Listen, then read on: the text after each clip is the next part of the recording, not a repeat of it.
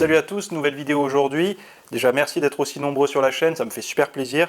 Donc là aujourd'hui, prise de masse propre, j'aime bien ce terme, c'est quelque chose qu'on entend souvent dans la bouche des débutants ou même des personnes qui stagnent un peu, ils disent je vais faire une bonne prise de masse propre. Qu'est-ce que ça signifie? Prise de masse propre, c'est on va essayer de prendre le maximum de muscles possible en limitant la prise de graisse. Donc voilà, je ne vais pas sortir des choses qu'on entend partout, je vais plutôt vous donner des petites pistes concrètes sur la nutrition pour vous aider. Savoir que pour l'entraînement, soit vous avez déjà votre programme, soit si vous avez vraiment envie d'apprendre à vous construire un vrai programme prise de masse, sachez que j'ai fait une formation sur le site. Vous avez juste à cliquer dans la description, vous verrez la formation prise de masse pour vous créer votre programme. Là, on va commencer, il va y avoir 6 points et une conclusion. Je vais vous donner pas mal de petits conseils. Donc j'ai noté pour ne pas oublier, ça me permettra de vous donner les petites notes que j'ai écrites. Alors déjà, premier point, le timing des repas. Il faut que ça soit régulier, c'est-à-dire qu'il ne faut pas prendre tous vos repas d'un coup. C'est-à-dire ne pas manger le matin, je dis une bêtise, hein, vous café, vous allez bosser, manger un gros repas le midi, une grosse collation, un gros repas le soir. Tout est plus ou moins concentré à partir du milieu de la journée, c'est pas terrible. Donc commencez à manger le matin, répartir les calories, ça vous permettra de ne pas trop stocker de gras, parce que le corps n'aime pas un fort apport calorique. Il va sécréter de l'insuline et redistribuer un petit peu comme il peut l'excès de sucre et tout, donc il va probablement en faire de la graisse quand on va trop lui en donner, donc ça il faut éviter. Donc le timing, à répartir les repas, avec le timing, il faut répartir au maximum. Deuxième point, ne pas y aller d'un coup, car votre métabolisme, il ne va pas suivre. C'est-à-dire que si vous êtes à peu près, je dis une bêtise, à 2000 calories, que vous décidez de faire une prise de masse, allez, j'envoie 3500 calories d'un coup. Le problème, c'est que votre métabolisme, il ne peut pas suivre. Là, vous donnez un apport calorique pour un métabolisme qui tourne bien, avec une bonne masse musculaire, et ce n'est pas votre cas actuellement. Vous démarrez la prise de masse, donc ça ne sert à rien d'envoyer direct 3500 calories, vous allez prendre du gras. En fait, c'est pour ça qu'on prend du gras. C'est parce qu'on veut aller trop vite alors que le métabolisme, il n'est pas encore en vitesse de croisière.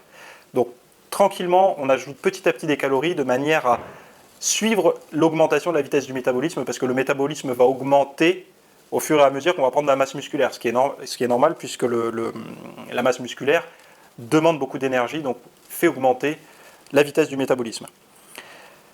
Ensuite, attention, en troisième point, attention aux cheat meals. Le jour de triche, les repas, les pizzas, les McDo, toutes ces choses-là, c'est beaucoup plus nocif entre guillemets, c'est toujours nocif, mais il y aura plus d'impact visuel qu'en sèche. Parce qu'en sèche, on est en diminution, on est en restriction calorique, donc un repas d'écart, même crade, sauf si on est en dernière semaine de préparation, etc., sinon ça ne se voit pas trop. Parce qu'en fait, on est en restriction, on apporte un fort apport calorique d'un coup, le corps il va peut-être faire un tout petit peu de flotte le lendemain, un petit peu réaccélérer parce qu'on va apporter beaucoup de calories sous forme de glucides et tout, mais il n'y aura pas vraiment d'impact. Alors que quand on est en prise de masse, on est déjà en excès calorique.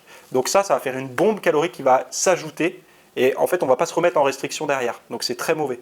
C'est surtout très mauvais qu'au fur et à mesure, si vous en faites un chaque semaine, très copieux, vous allez petit à petit vous dégrader physiquement. Quatrième point, attention au sel et privilégier les aliments de qualité. Pourquoi je dis ça? Tout simplement parce que vu que vous augmentez vos calories, vous allez augmenter votre quantité d'aliments. Forcément, vous allez également augmenter vos apports en micronutriments et en minéraux. Donc, il va falloir surveiller plus votre sodium. Tout simplement parce que si vous prenez des aliments transformés et tout, votre taux de sodium va exploser. Et vous allez faire beaucoup de flotte, c'est pas bon pour la tension artérielle et tout. Donc, surveillez bien vos aliments, regardez, prenez toujours des aliments bruts, où il n'y a pas de marinade, toutes ces choses-là, de sel ajouté, surtout si vous prenez des poulets surgelés, là, qui ont déjà mariné, faites très attention au sel, parce que là, vu que vous allez être en apport calorique excédant votre maintien ou même en sèche, vous allez forcément augmenter votre taux de sel aussi. Donc ça, à surveiller si vous ne voulez pas ressembler à un bonhomme Michelin tout plein de rétention d'eau. Si vous ne pouvez pas varier, parce que faute de budget, prendre plein d'aliments différents pour faire un truc au top, c'est pas grave. Concentrez-vous sur la meilleure qualité possible en fonction de votre budget. Si c'est du riz, des œufs, du poisson ou du poulet, restez sur ça si ça reste dans vos moyens, mais privilégiez la qualité plutôt que la diversité. Mieux vaut avoir des choses fixes de bonne qualité qu'une diversité en marque repère, EcoPlus, machin, des trucs complètement pourris. Sixième point, si tu as besoin de calories supplémentaires, ne te tourne pas vers des gainers tout faits. C'est des bombes de sucre et avec de la protéine de très mauvaise qualité, en plus payé un peu trop cher pour ce que c'est. Si vous avez besoin absolument de calories supplémentaires sous forme de poudre, préférez une protéine de très bonne qualité combinée à de la poudre d'avoine ou de la poudre de sarrasin en fonction de vos intolérances, gluten, etc. Là, vous aurez un gainer qui sera plus sain, avec un peu de fibres, et ça vous permettra facilement d'augmenter votre apport calorique quotidien. Pour terminer, la conclusion, ça va être dur. C'est dur pour tout le monde. Et c'est peut-être parce que c'est dur pour tout le monde qu'il y en a peu qui arrivent à faire une prise de masse propre. Donc après, à toi de voir si tu es prêt, si tu te sens capable de tenir quelque chose comme ça. Fixe-toi des objectifs et des règles avec ce que je viens de te dire, et tu verras que c'est faisable, mais il faut juste être patient. Tu te prends un mètre ruban, tu mesures tes mensurations, biceps, épaules, pectoraux, taille, cuisses, etc.